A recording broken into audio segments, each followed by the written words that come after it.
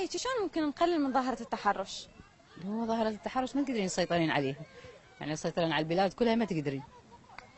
زين ليش يخلون اللوم دائما على البنية ولبسها ويقولون هي سبب تجذب الشباب إلها؟ واحنا يعني شلون اقول لك، يعني احنا العرب لازم شويه يسيطرون، مو صحيح؟ مو مثل بلاد اوروبا، الاوروبيين لا غير شكل، مو صحيح؟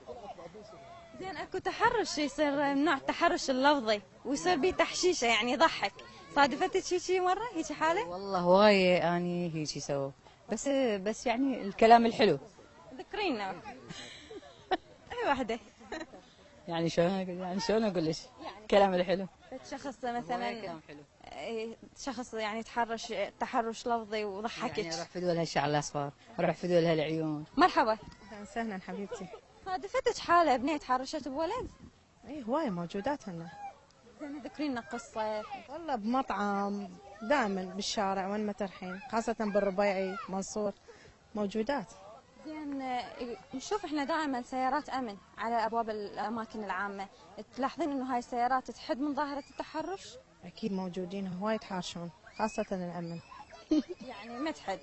لا ما تحل. يعني حاميها حرامي؟ اي نعم. بس مو الكل. لا مو كلهم صحيح. مرحبا. اهلا وسهلا، 100 هلا. برأيك